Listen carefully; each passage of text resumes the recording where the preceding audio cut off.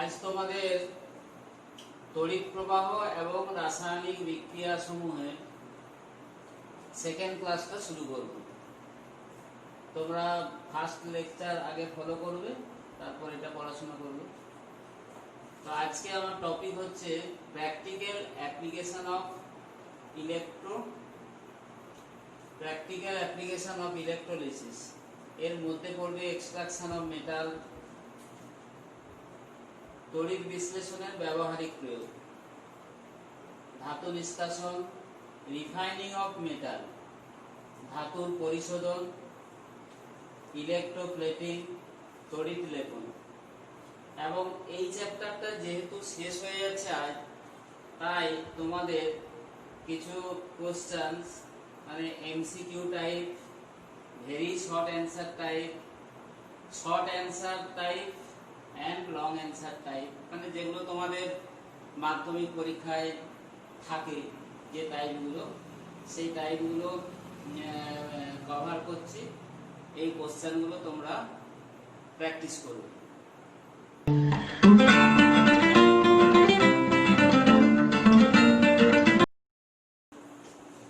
তাহলে তোমাদের আজকের টপিক তড়িৎ বিশ্লেষণের ব্যবহারিক প্রয়োগ। এর কতগুলো পয়েন্ট আছে, যেমন নাম্বার 1 ধাতু নিষ্কাশন।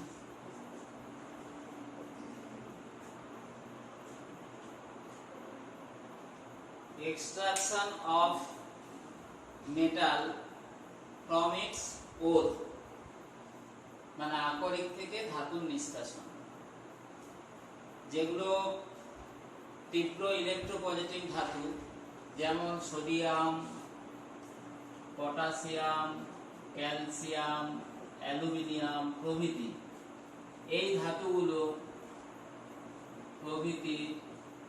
এই ধাতুগুলি নিষ্কাশনের জন্য তড়িৎ বিশ্লেষণ পদ্ধতি প্রয়োগ করা হয়। 2 ধাতুর শোধন বা পরিশোধন, ধাতুর পরিশোধন, রিফাইনিং অফ মেটালস। বেশ কিছু ধাতু যেমন lead, কপার প্রভৃতি, এই ধাতুগুলিকে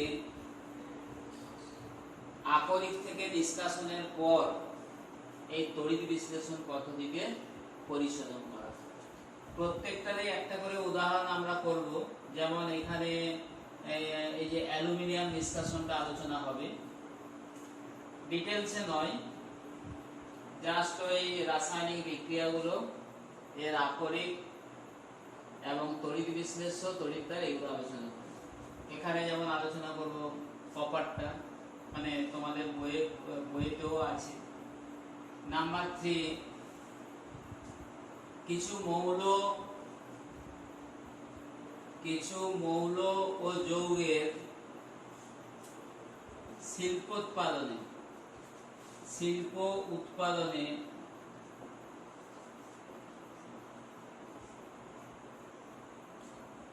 তড়িৎ বিশ্লেষণ পদ্ধতি প্রয়োগ করা, যেমন হাইড্রোজেন, অক্সিজেন, ক্লোরিন, এগুলো হলো মৌল। যৌগের মধ্যে যেমন caustic soda, NaOH, caustic potash, KOH প্রভৃতি। নাম্বার 4 তড়িৎ লেপন।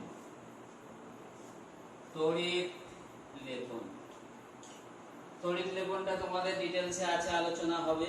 তড়িৎ লেপন মানে তড়িৎ বিশ্লেষণ পদ্ধতিতে কিছু সক্রিয় ধাতু, যেগুলো জলবায়ু দ্বারা আক্রান্ত হয়, তড়িৎ বিশ্লেষণ পদ্ধতিতে তাদের উপর অপেক্ষাকৃত কম সক্রিয় ধাতুর প্রয়োগ দেওয়া, এটা হচ্ছে তড়িৎ লেপন। যেমন আয়রন, কপার, এটা ডিটেলসে আলোচনা করব।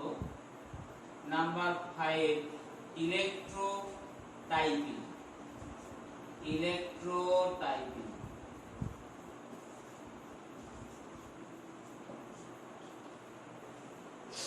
ইলেকট্রোটাইপিং হচ্ছে তড়িৎ বিশ্লেষণের সাহায্যে ছাপার টাইপ, মেডেল বা মুদ্রার অবিকল ধাতুর প্রতিলিপি তৈরি করার জন্য তড়িৎ বিশ্লেষণ পদ্ধতি প্রয়োগ করা হয়। এই প্রক্রিয়াকে বলা হয় ইলেকট্রোটাইপিং। এটা তোমরা একটু লিখে নিতে পারো যে তড়িৎ বিশ্লেষণের সাহায্যে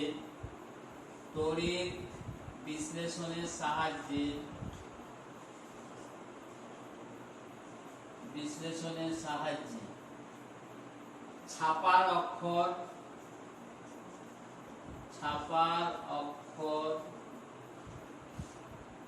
বা অবিকল ধাতুর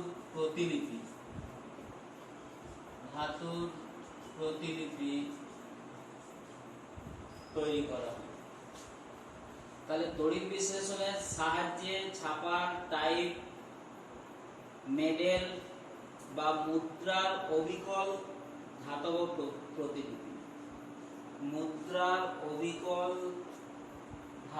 প্রতিলিপি। আচ্ছা, এখানে বললাম যে তড়িৎ বিশ্লেষণের সাহায্যে ছাপার অক্ষর, আচ্ছা ছাপার হরফ বলো, ছাপার হরফ বা মুদ্রার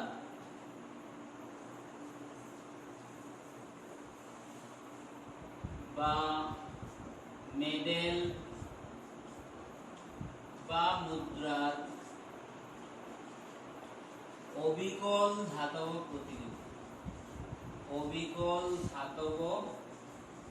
প্রতিলিপি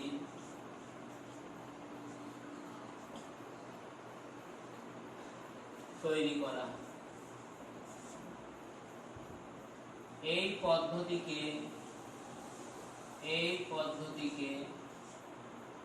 ইলেকট্রোটাইপিং বলে।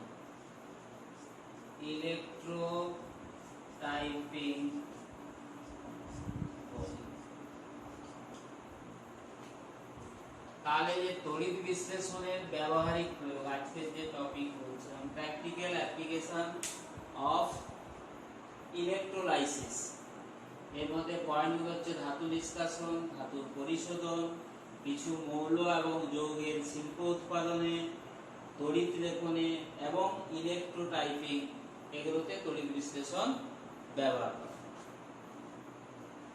এখন এই পয়েন্টগুলো ডিসকাস করব। যেমন এই যে অ্যালুমিনিয়ামের নিষ্কাশন, ধাতুর নিষ্কাশনে কি বলা হলো, যে ধাতুর প্রধান আকরিক থেকে ওই ধাতুকে নিষ্কাশন করা, ওই ধাতুকে আকরিক থেকে ওই ধাতুর বিশুদ্ধ রূপ পৃথক করার প্রক্রিয়া হলো ধাতু নিষ্কাশন। যেমন 1 নম্বর পয়েন্টের উদাহরণ আছে অ্যালুমিনিয়াম নিষ্কাশন।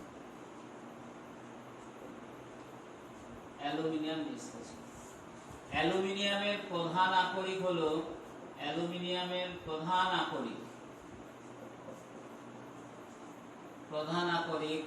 বক্সাইট।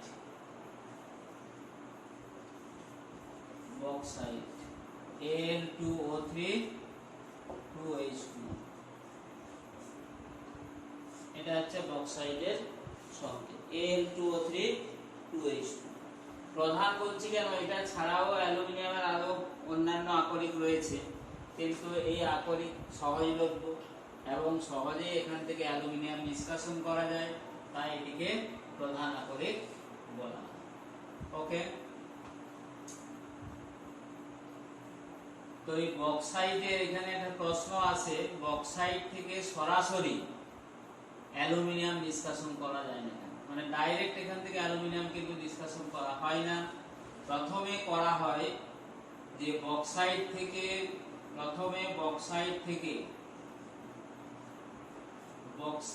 আকরিক থেকে বিশুদ্ধ অ্যালুমিনিয়াম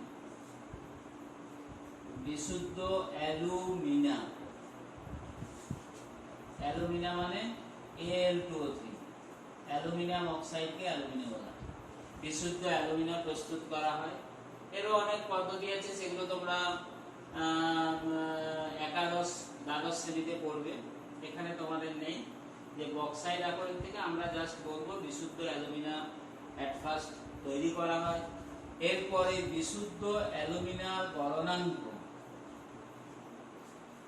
প্রায় 2000 ডিগ্রি সেলসিয়াস এবং এটি ভালো তড়িৎ পরিবাহী নয়,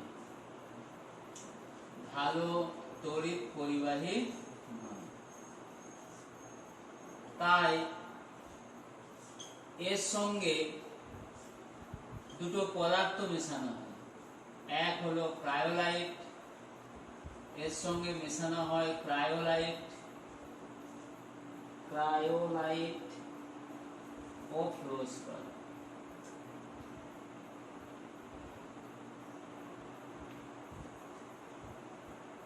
ক্রায়োলাইট ও ফ্লোরস্পার। ক্রায়োলাইট LF3, 3NaF আর 2F ফ্লোরস্পার CaF2।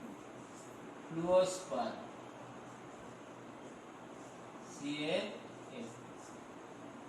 এখন পরীক্ষাতে বললাম আসে এইগুলোর ভূমিকা কি, এইগুলো প্রশ্ন আছে, এইগুলোর ভূমিকা কি, ক্রায়োলাইট এবং ফ্লোরস্পার এর ভূমিকা কি না। ক্রায়োলাইট এই যে বললাম এটা ভালো তড়িৎ পরিবাহী নয়। ক্রায়োলাইট কি করে? তড়িৎ পরিবহনে সাহায্য করে, তড়িৎ পরিবহনে সাহায্য করে। আর ফ্লোরস্পার হচ্ছে গলনাঙ্ক কমাতে সাহায্য করে, গলনাঙ্ক কমাতে সাহায্য করে। তাহলে এখানে তড়িৎ বিশ্লেষ্য রূপে ব্যবহার করা হচ্ছে গলিত ক্রায়োলাইট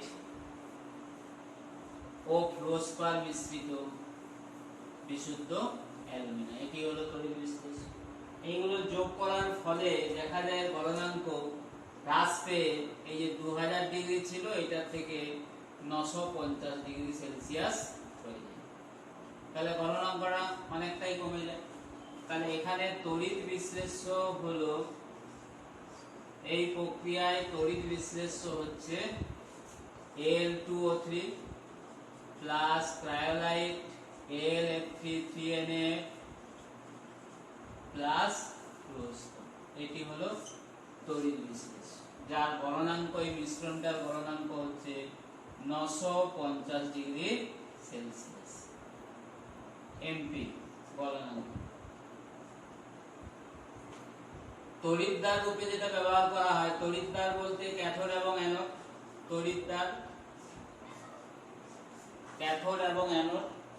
এখানে অ্যানোড হিসাবে ব্যবহার করা হয় গ্রাফাইট, অ্যানোড হিসাবে ব্যবহার করা হয় গ্রাফাইট, আর ক্যাথোড হিসাবে ব্যবহার করা হয় গ্যাস কার্বন, গ্যাস কার্বন। এরপর বিক্রিয়া এইভাবে করলে আমাদের হবে।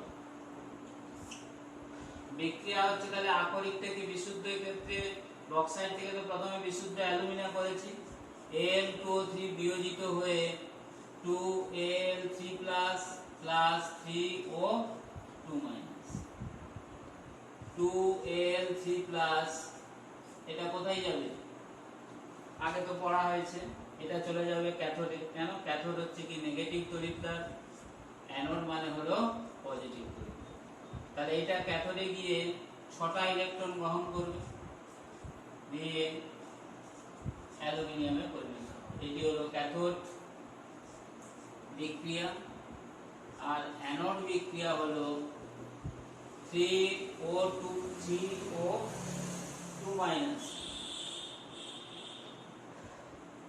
একটু ভুল করেছি, 3O2- হবে। তাহলে 3O2- থেকে 3O প্লাস 6, অ্যানোডে কি হলো? জারণ, 3O plus 3O arrow 3O। তাহলে অ্যানোডে আমাদের বেরোবে অক্সিজেন গ্যাস, ক্যাথোডে পেয়ে যাচ্ছি অ্যালুমিনিয়াম। এইভাবে একটা উদাহরণ এই যে দেওয়া হলো অ্যালুমিনিয়াম নিষ্কাশনের। এইভাবে সোডিয়াম, পটাশিয়াম, ক্যালসিয়াম, ম্যাগনেসিয়াম প্রভৃতি যেগুলো তীব্র তড়িৎ ধনাত্মক ধাতু, তাদের নিষ্কাশনে এই তড়িৎ বিশ্লেষণ পদ্ধতি ব্যবহার করা। দু নম্বর পয়েন্টটা কি ছিল? ধাতুর পরিশোধন। ধাতুর পরিশোধন।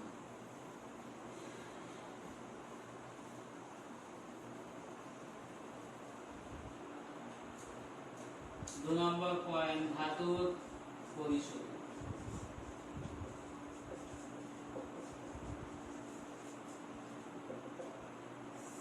এখানে যেমন আমরা কপার পরিশোধন করব, কপার পরিশোধন, কপার পরিশোধন। কপার পরিশোধনের জন্য এখানে আমরা তড়িৎ বিশ্লেষ্য রূপে নেব, তড়িৎ বিশ্লেষ্য রূপে, তড়িৎ বিশ্লেষ্য রূপে নেব লঘু সালফিউরিক অ্যাসিড মিশ্রিত, লঘু H2SO4 মিশ্রিত CuSO4 দ্রবণ। এটি হলো তড়িৎ বিশ্লেষ্য। অ্যানোড হিসাবে নেব আর ক্যাথোড হিসাবে, অ্যানোড হিসাবে নেব অশুদ্ধিযুক্ত কপার, অশুদ্ধিযুক্ত কপার, অশুদ্ধিযুক্ত কপার। মানে কপারের আকরিক, তোমরা তোমাদের ক্লাস 10 যে ধাতু আছে ওখানে পড়বে, কপারের প্রধান আকরিক হচ্ছে কপার পাইরাইটস বা কপার পাইরাইটিস, Cu2S, Fe2S3, ওখান থেকে কপার নিষ্কাশন করা হয়। কপার পাইরাইটিস আকরিক থেকে যে কপারটা পাওয়া যায় সেটা বিশুদ্ধ নয়, এর মধ্যে কিছু অশুদ্ধি থাকে। এই অশুদ্ধিগুলোকে তড়িৎ বিশ্লেষণ প্রক্রিয়ায় অপসারিত করা হয়, অপসারিত করে বিশুদ্ধ কপার তৈরি করা হয়। তাহলে ক্যাথোড হিসাবে এখানে নেব বিশুদ্ধ কপার পাত, বিশুদ্ধ কপার। এর আগের ক্লাসে তোমাদের একটা করেছিলাম, দেখবে যে কপার তড়িৎদ্বারের সাহায্যে কপার সালফেট দ্রবণের তড়িৎ বিশ্লেষণ, কপার তড়িৎদ্বারের সাহায্যে কপার সালফেট দ্রবণের তড়িৎ বিশ্লেষণ করা ছিল না? তো বিক্রিয়াটা ঠিক একই রকম হবে, ওইটার মতোই হবে। যে এখানে অ্যানোড বিক্রিয়া বলতে অ্যানোড থেকে কপার ক্ষয় হয়ে Cu2+ রূপে দ্রবণে চলে আসবে এবং এই Cu2+ ক্যাথোডে গিয়ে দুটো ইলেকট্রন গ্রহণ করে কপারে পরিণত। আর এখানে তড়িৎ বিশ্লেষ্য রূপে কি আছে? লঘু সালফিউরিক অ্যাসিড মিশ্রিত কপার সালফেট দ্রবণ। তাহলে কপার সালফেটের বিয়োজনটাও আগের মতো হবে। এই যে CuSO4 বিয়োজিত হয়ে কি হবে? Cu2+ plus SO4 2-। আর এখানে সালফিউরিক অ্যাসিড আছে, সালফিউরিক অ্যাসিড, সালফিউরিক অ্যাসিড ভেঙে সালফিউরিক অ্যাসিডও বিয়োজিত হবে, বিয়োজিত হয়ে 2H+ প্লাস SO4 2-। তাহলে এখানে বিক্রিয়াটা এরকম হবে। এই যে হাইড্রোজেনের থেকে কপার আগে যাবে, সেটা আগের ক্লাসে বলেছিলাম কেন কপার আগে ক্যাথোডে মুক্ত হবে। তাহলে এখানে যেহেতু তোমার অ্যানোড থেকে এই রেজাল্টে কি হবে? এই অ্যানোডটা ক্ষয়প্রাপ্ত হবে, মানে ক্ষয়ে যেতে থাকবে, আর ক্যাথোড ক্রমশ পুরু হতে থাকবে। তার মানে ক্যাথোডে ছিল বিশুদ্ধ কপার, অ্যানোডে ছিল অশুদ্ধিযুক্ত কপার। এখানে অশুদ্ধিগুলো, অশুদ্ধিযুক্ত কপার থেকে কপারটা বেরিয়ে আসে, বেরিয়ে এসে ক্যাথোডে গিয়ে জমা হয়। অর্থাৎ ক্যাথোডে যে কপারটা পাওয়া যায় এটা হলো বিশুদ্ধ এবং প্রায় 99.9% বিশুদ্ধ। এই পদ্ধতিতে প্রায় 99.9% বিশুদ্ধ কপার পাওয়া যায়। এখন অ্যানোডের মধ্যে যে অশুদ্ধিগুলো ছিল, এই প্রক্রিয়াতে অ্যানোডের মধ্যে যে অশুদ্ধিগুলো ছিল, এই অ্যানোডের সঙ্গে একটা মসলিনের থলি, মসলিনের থলি, অ্যানোডের মধ্যে একটা মসলিনের থলি লাগানো থাকে। এই মসলিনের থলিতে কিছু বিশুদ্ধ এই অশুদ্ধিগুলোর মধ্যে থাকে সিলভার, গোল্ড, প্লাটিনাম প্রভৃতি মূল্যবান ধাতু, কাদার আকারে মসলিনের থলিতে জমা হয়। একে অ্যানোড মাড বলে। অ্যানোড MUD, মাড মানে কাদা, একে অ্যানোড মাড বলে। তাহলে অ্যানোড মাড কি যদি প্রশ্ন আসে, এখানে কি লিখবে না অশুদ্ধিযুক্ত কপার থেকে তড়িৎ বিশ্লেষণ প্রক্রিয়ায় অশুদ্ধিযুক্ত কপারকে পরিশোধনের সময় অ্যানোডের মধ্যে যে মসলিনের থলি থাকে তাতে কিছু মূল্যবান ধাতু যেমন সিলভার, গোল্ড, প্লাটিনাম কাদার আকারে জমা হয়, একে অ্যানোড মাড বলে। ওকে, এরপরে আসে তড়িৎ লেপন। নাম্বার 3 তড়িৎ লেপন। আচ্ছা, এমনি যখন ব্যবহারিক প্রয়োগের পয়েন্টগুলো লিখছিলাম যে কিছু মৌল এবং যৌগের শিল্প উৎপাদনে, ওটা ওইখানেই শেষ হয়েছে, ওরা ডিটেলস কিছু নেই, ওগুলো জাস্ট জেনে রাখলে।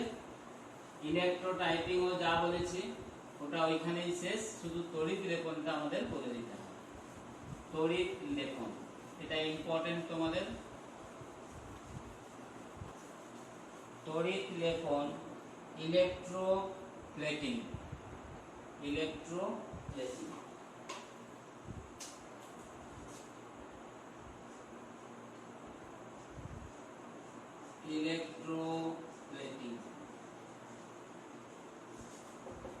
তড়িৎ লেপন।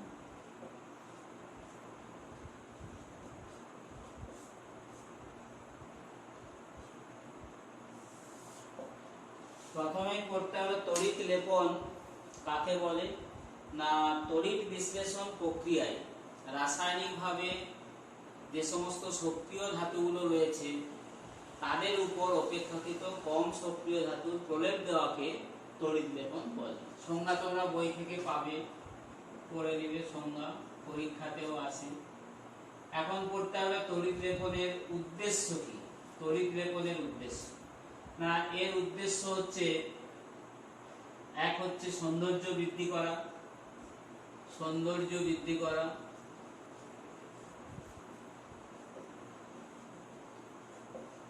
দ্বিতীয়ত ধাতুর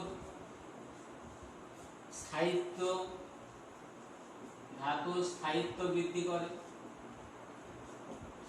তাহলে এইভাবে পয়েন্টগুলো লেখো। সৌন্দর্য বৃদ্ধি করে, ধাতুর স্থায়িত্ব বৃদ্ধি করে এবং ধাতুগুলিকে জলবায়ুর প্রকোপ থেকে রক্ষা করে।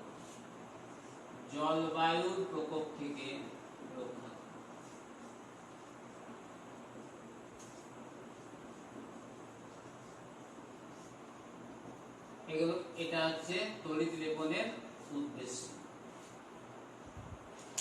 এখন আমাদের পড়তে হবে এই তড়িৎ লেপন, এই প্রক্রিয়াটা করতে হবে। তড়িৎ লেপন প্রক্রিয়া,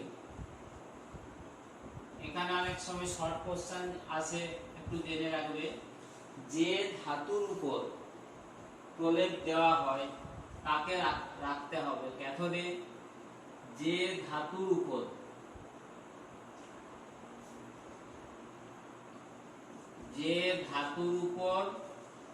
প্রলেপ দেওয়া হয় তাকে ক্যাথোডে,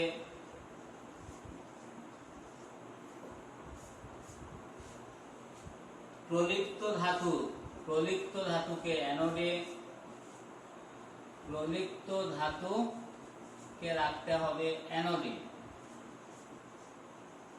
এবং এই প্রলিপ্ত ধাতুর কোন লবণকে তড়িৎ বিশ্লেষণকে ব্যবহার করতে হবে।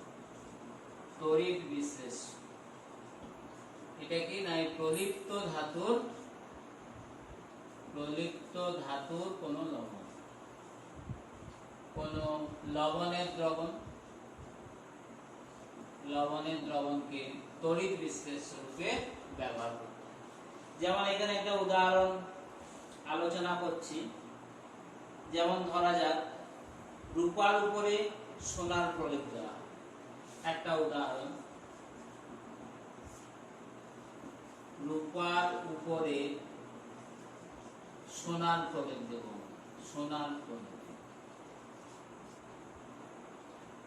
রূপার উপরে সোনার প্রলেপ দেব। এই চিত্রটা তোমরা এইখানে পেয়ে যাবে। এই চিত্রটা দেখবে, এমনি বুঝিয়ে দিচ্ছি। তাহলে এখানে রূপাকে রাখতে হবে কোথায়? যে ধাতুর উপর প্রলেপ দেব, রূপার উপর প্রলেপ দিচ্ছি, তাহলে রূপাকে রাখতে হবে ক্যাথোডে। তাহলে এখানে ক্যাথোডে নিতে হবে রূপা মানে সিলভার, অ্যানোডে নেব আমরা গোল্ড। এবং এগুলো একটু মনে রাখতে হবে, গোল্ডের প্রলেপ দেওয়ার জন্য এর লবণকে তড়িৎ বিশ্লেষণ রূপে ব্যবহার করতে হবে।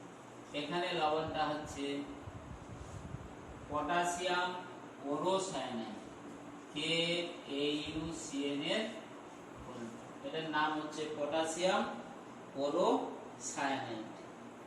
তাহলে এখানে ক্যাথোডের বিক্রিয়া কি হবে? ক্যাথোডের বিক্রিয়া অ্যানোড থেকে যে সিলভারটা, অ্যানোড থেকে গোল্ডটা ক্ষয় হবে, ক্ষয় হয়ে ক্যাথোড বিক্রিয়া হয়ে যাবে এরকম। এর ক্যাথোড বিক্রিয়া হবে Au plus E arrow A। এটি হচ্ছে ক্যাথোড বিক্রিয়া।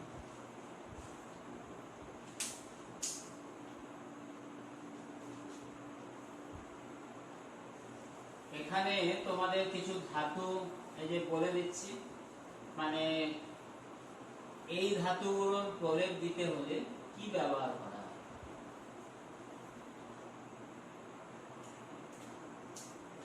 যেমন এখানে যদি সিলভারের প্রলেপ দিতে হয়, তাহলে আমরা ব্যবহার করব পটাশিয়াম আর্জেন্টোসায়ানাইড, KAgCN এর হলো পটাশিয়াম আর্জেন্টোসায়ানাইড। যদি নিকেলের প্রলেপ দেওয়া হয়, তাহলে আমরা ব্যবহার করব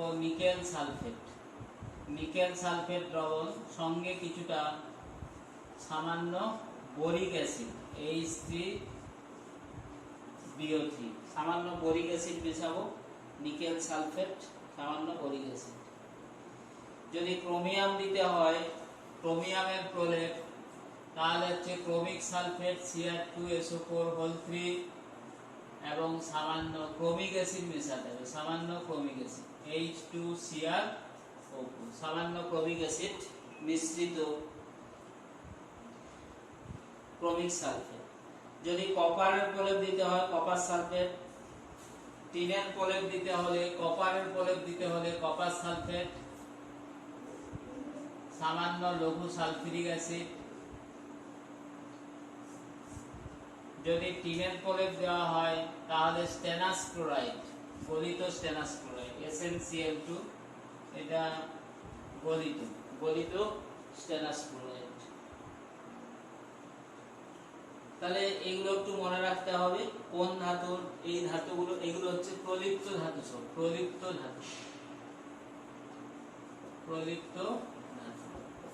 এবারে যে ধাতুর উপর প্রলেপ দেওয়া হবে, যেমন এখানে তোমাদের যেমন জিঙ্কটা নেই, দেখো জিঙ্কের যদি প্রলেপ দিই, তাহলে দিতে হবে জিঙ্ক সালফেট।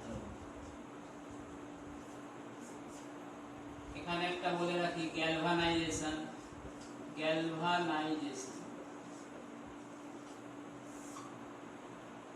তড়িৎ বিশ্লেষণ পদ্ধতিতে লোহার উপর জিঙ্কের প্রলেপ, এটাও কিন্তু তড়িৎ লেখনের মধ্যে পড়ছে। তাহলে আমাদের শুরুতেই লিখবো কি, তড়িৎ বিশ্লেষণের সাহায্যে লোহার উপরে জিঙ্কের ফলক, দেওয়াকে বলা হচ্ছে গ্যালভানাইজেশন। এগুলো তোমাদের তাহলে হলো। এই তড়িৎ লেপনের সময় আমরা যে তড়িৎ বিশ্লেষ্য ব্যবহার করছি, তড়িৎ লেপনের সময় যে তড়িৎ বিশ্লেষ্যগুলো ব্যবহার করা হয়, এখানে কিন্তু তড়িৎ বিশ্লেষ্যের গাঢ়ত্বের কোনো পরিবর্তন হয় না। তড়িৎ বিশ্লেষ্যের গাঢ়ত্বের পরিবর্তন হয় না। তাহলে তোমাদের এই চ্যাপ্টারটা শেষ হলো। এর সঙ্গে আমি এই চ্যাপ্টারটা প্র্যাকটিস করার জন্য তোমাদের যেভাবে কোশ্চেন আসে, question type, MCQ, very short answer type question, short answer type, long answer type, এই বিভিন্ন ধরনের প্রশ্ন তোমাদের পিডিএফ আকারে আমি এই ভিডিওতে দিয়ে দেবো। এগুলো তোমরা প্র্যাকটিস করবে এবং লেকচার 1 এর লিংক এর সঙ্গে দেওয়া থাকবে।